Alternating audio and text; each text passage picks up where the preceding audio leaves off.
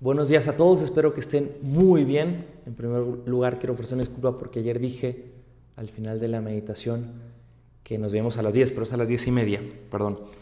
Pero bueno, el día de ayer, terminada la celebración de la pasión de Cristo, como que pudo haber sonado en nosotros como que todo se acabó.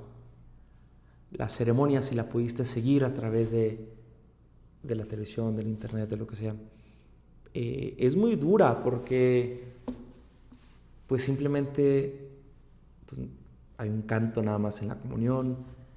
El sacerdote al llegar se postra en el suelo como un gesto de profunda humildad, como el día que ordena sacerdote, a los sacerdotes cuando los ordenan, ese día, bueno, los diáconos sacerdotes también se postran en el suelo, en sentido de humildad, pero también de petición a Dios de ayuda, ¿no? Y después de ahí, una pequeña oración, el evangelio largo, la homilía, unas oraciones, la adoración de la cruz, que este año pues no hubo, en realidad, simplemente el sacerdote al final, aunque sí hubo como que el sacerdote que iba con la cruz. Y luego la comunión, uno comulga, una oración y se acabó. No es una misa, ¿no? Es una celebración simplemente de la pasión. Y el gesto como que todo te invita a decir, aquí terminó todo. Y esa sensación pudimos haber sentido nosotros, ¿no? Yo por lo menos sí, en cierto sentido, porque te das cuenta que la muerte de Cristo es real, que lo que conmemoramos en el Vía Crucis o lo que leemos en la Pasión, pues es real, Cristo ha muerto por nosotros. Y esa muerte, el día de hoy, como que ya sabe distinto un poco, ¿no? Porque como cristianos, pues sabemos, somos conscientes que Cristo resucita. Sí, sí es verdad. Y hoy en la noche, si Dios quiere, estaremos festejando ya la Pascua, ¿no? En la misa de la noche, de la vigilia pascual, ya estaremos celebrando la Pascua. Que para Cristo la muerte no tiene la última palabra.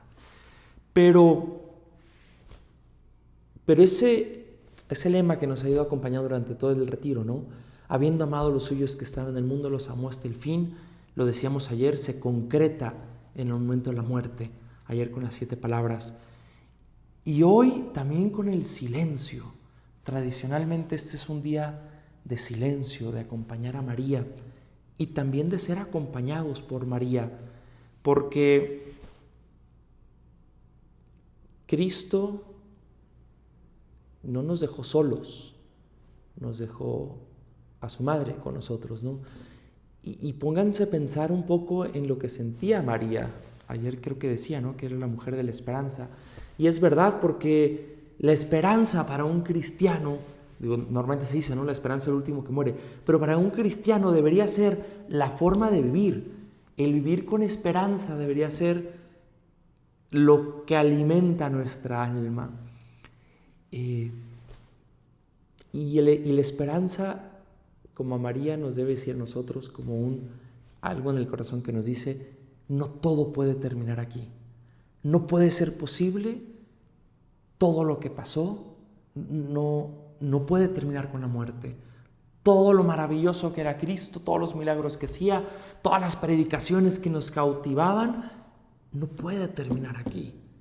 Y esa es la sensación que tenemos el día de hoy también, como que después de la muerte, después del día de ayer, sentimos en nuestro corazón que no todo tiene que terminar aquí.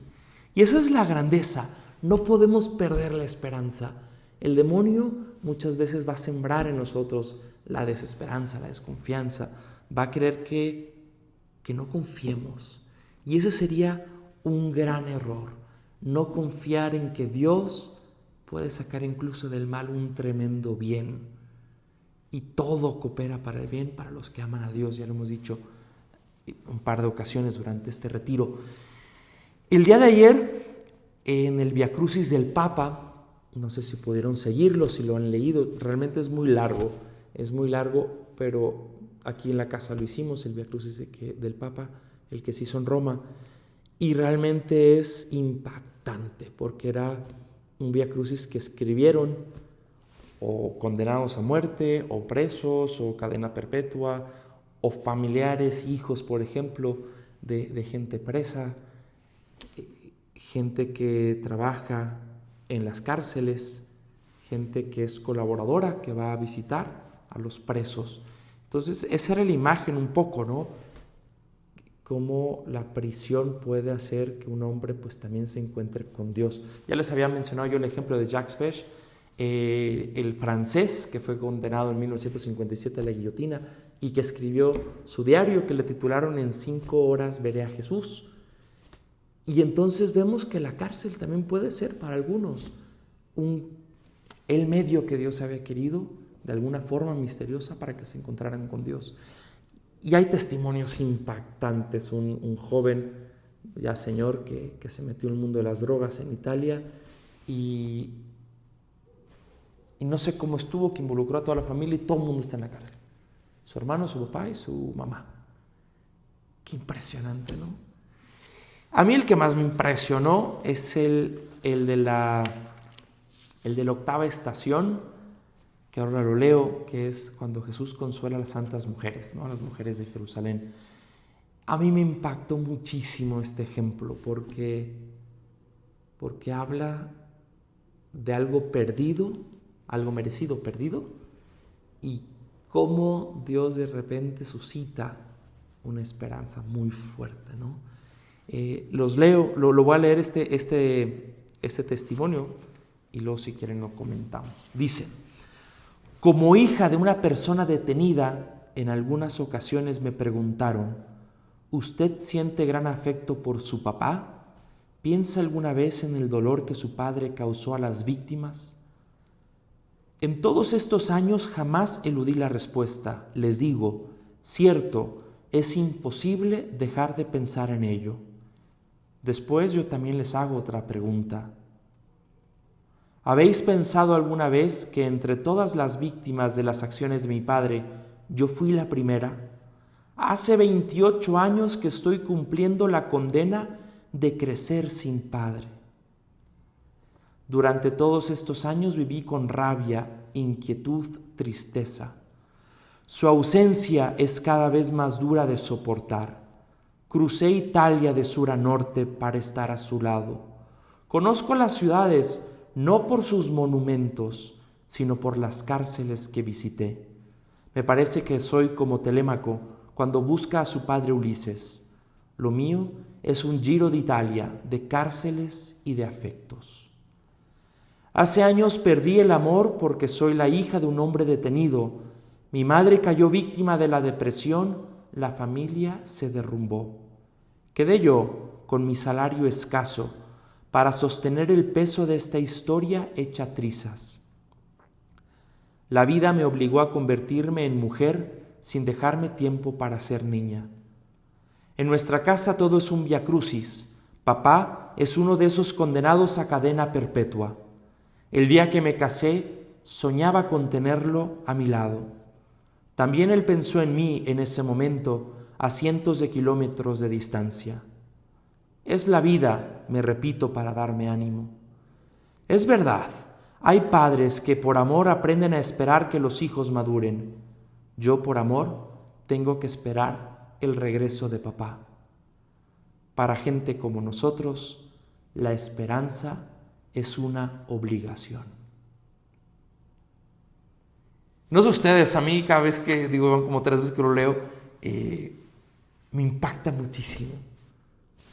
Para gente como nosotros, la esperanza es una obligación.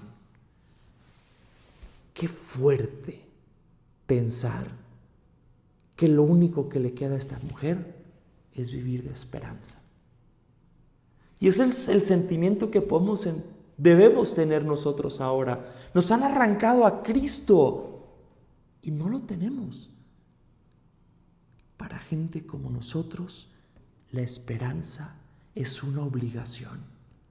En estos tiempos difíciles de pandemia, en estos tiempos que no sabemos qué va a pasar, el día de ayer me comunicaba un amigo que fue detectado con coronavirus y estaba con mucho ánimo, pero le daba mucho pendiente pues los trabajadores con los que ha convivido, la gente que tiene a su cargo.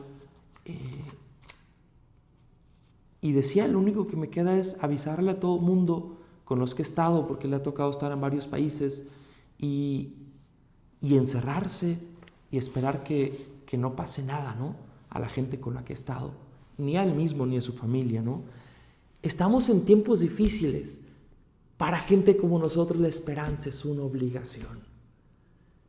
Qué impresionante poder decir, no tengo tribulación, no tengo nada que me agobie, porque siempre tengo en mi corazón, siempre guardo una esperanza especial. San Pablo, en su segunda carta a los Corintios, en el capítulo 4, en el versículo 7 y siguientes, dice: pero llevamos este tesoro en vasos de barro para que se reconozca que la sobreabundancia del poder es de Dios y que no proviene de nosotros. En todo atribulados, pero no angustiados, perplejos, pero no desesperados, perseguidos, pero no abandonados, derribados, pero no aniquilados, llevando siempre en nuestro cuerpo el morir de Jesús, para que también la vida de Jesús se manifieste en nuestro cuerpo, porque nosotros, aunque vivimos, nos vemos continuamente entregados a la muerte por causa de Jesús, para que también la vida de Jesús se manifieste en nuestra carne mortal, de manera que en nosotros actúe la muerte y en ustedes la vida. En todo atribulados, pero no angustiados, perplejos, pero no abandonados, pero no desesperados, perseguidos, pero no abandonados, derribados, pero no aniquilados. ¡Qué fuerza tuvo que haber tenido San Pablo! Y nosotros que nos decimos cristianos, pues también deberíamos estar así. En todos los momentos que sintamos que algo nos oprime, que algo nos agobia, que estamos perplejos, que estamos derribados, que siempre brote en nosotros esa esperanza de saber que todo puede estar bien con Jesús, que incluso la muerte es ganancia.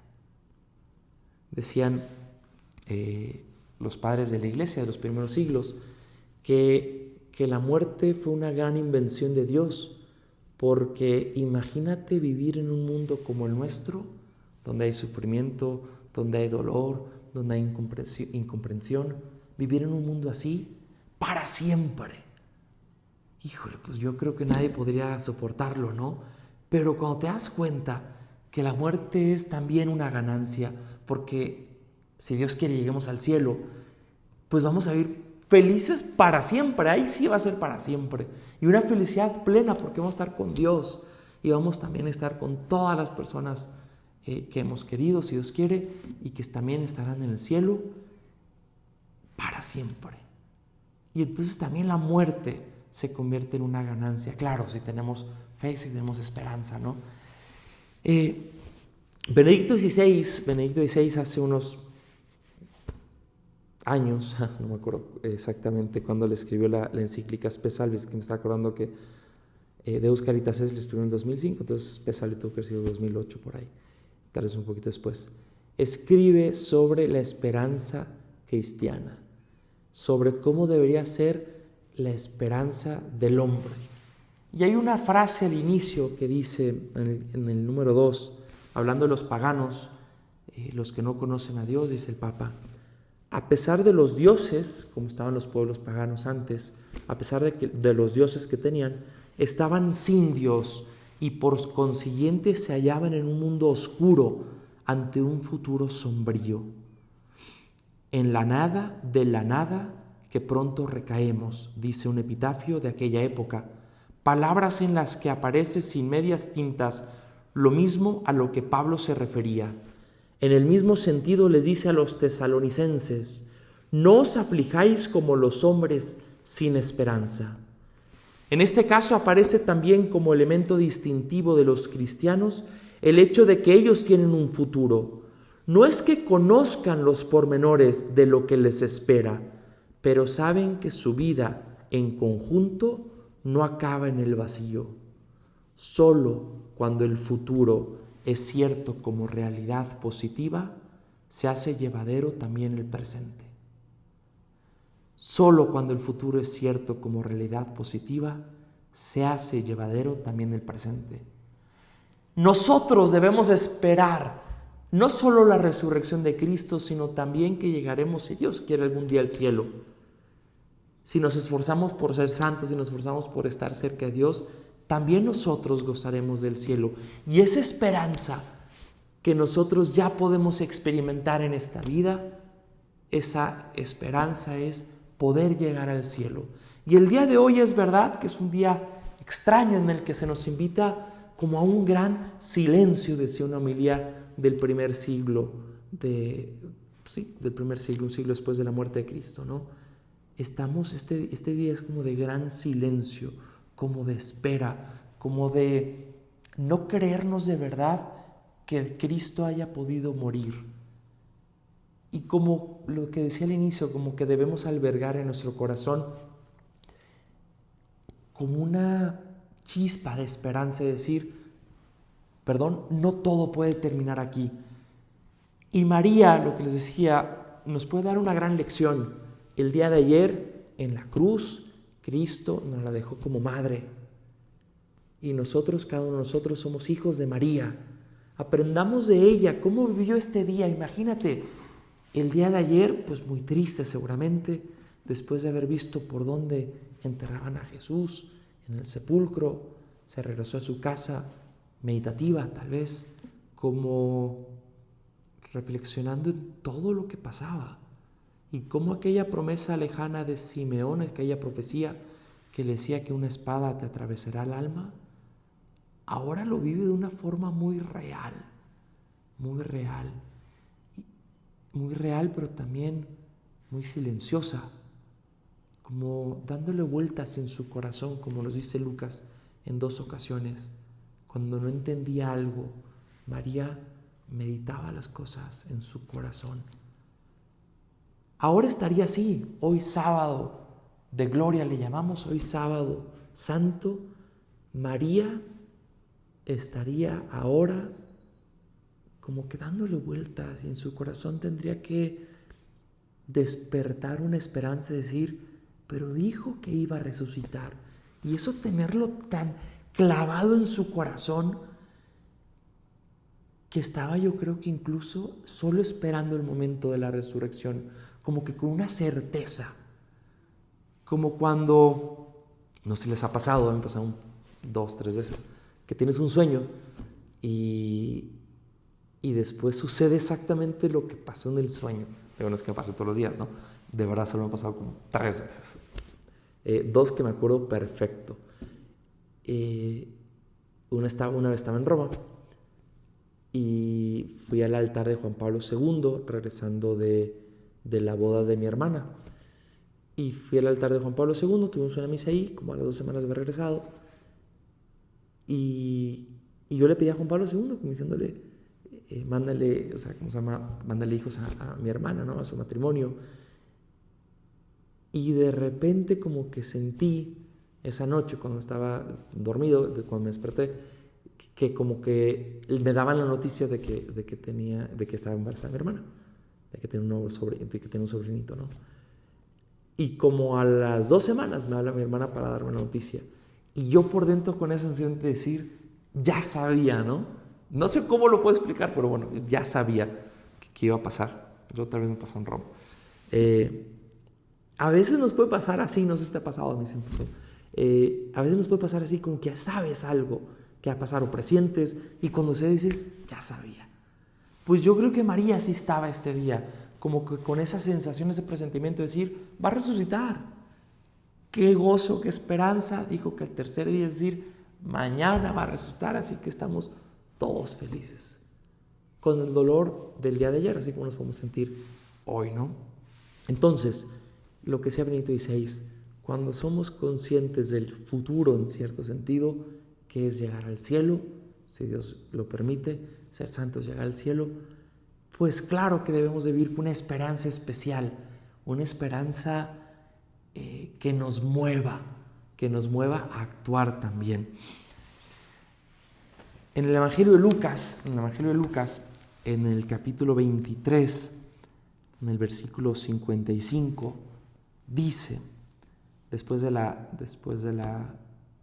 muerte de Cristo, lo van a sepultar. Y dice, las mujeres que habían venido con él desde Galilea le siguieron y vieron el sepulcro y cómo fue colocado su cuerpo. Regresaron y prepararon aromas y ungüentos. El sábado descansaron según el precepto.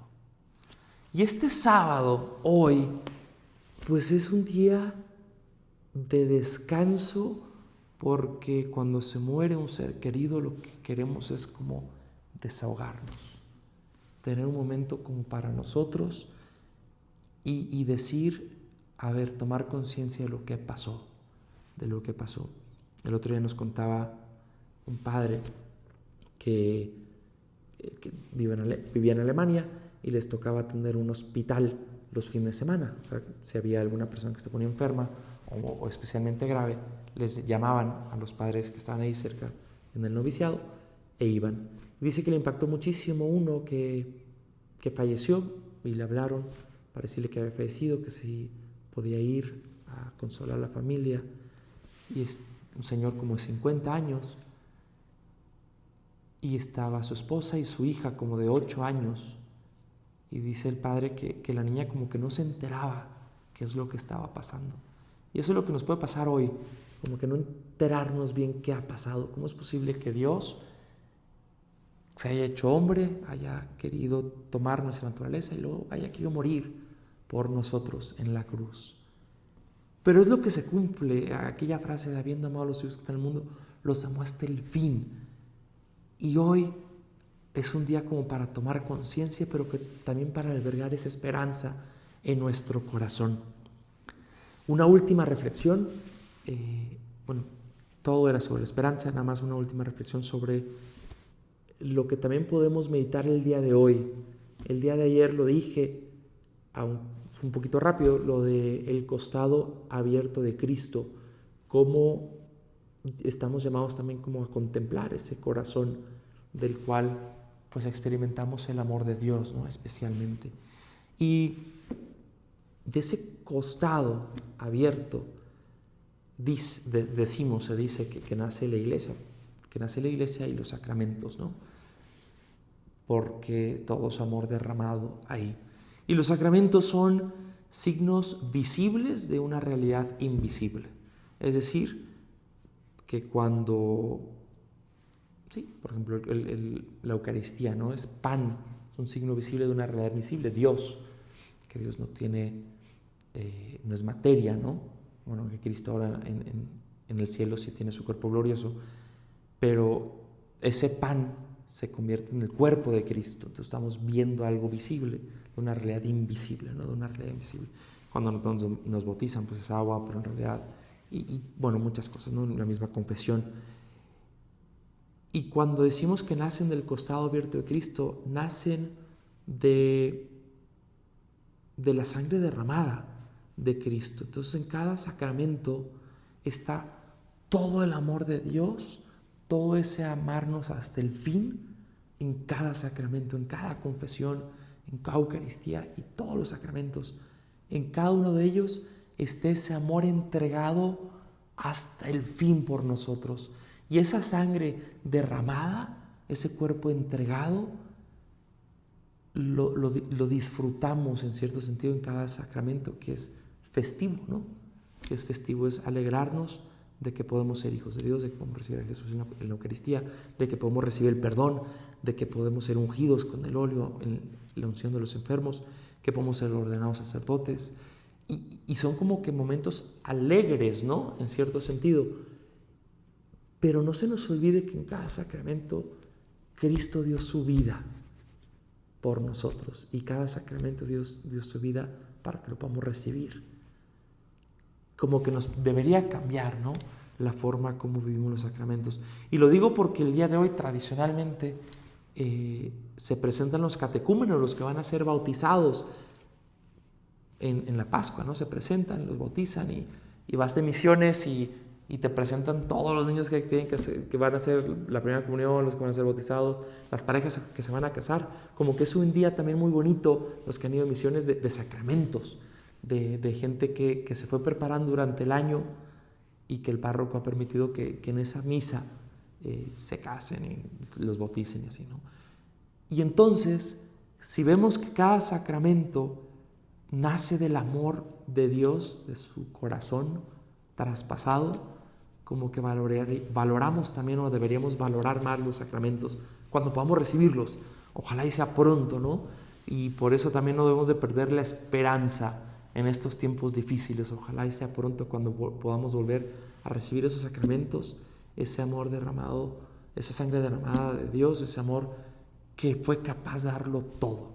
Entonces, vivir con mucha esperanza, como lo hacía el apóstol Pablo, ¿no? Vivir con mucha esperanza, como decía Benedicto XVI, que para aquellos que sabemos más o menos, solo cuando el futuro es cierto como realidad positiva, para nosotros esa realidad positiva es saber que Dios nos está esperando en el cielo, pues también el presente se hace llevadero. Y volviendo al testimonio de la mujer esta italiana, que decía, ¿no? Para gente como nosotros, la esperanza es una obligación. Para nosotros cristianos, para ti, para mí, para nosotros, para gente como nosotros, la esperanza es una obligación. Ojalá y vivamos así todos los días de nuestra vida, con esa esperanza de saber que tenemos que ser santos y llegar al cielo, y que Cristo nos está esperando, que su amor hasta el fin no se va a cansar hasta que lleguemos al cielo. Vivamos con esa esperanza el día de hoy, y si Dios quiere nos vemos por la tarde para la última meditación de este trido sacro, que va a tener un toque más de resurrección. Pero vivamos todo el día de hoy con esta esperanza de saber que Cristo va a triunfar en el mundo y va a triunfar en nuestra vida. Y pongamos también todas las oraciones de muchas personas que están sufriendo, para que no pierdan la esperanza, para que eso les alimente incluso en los momentos más difíciles, y que Dios vuelva a reinar en este mundo. Tengamos esa esperanza muy fuerte en nuestro corazón y pidamos por eso. Nos vemos por la tarde.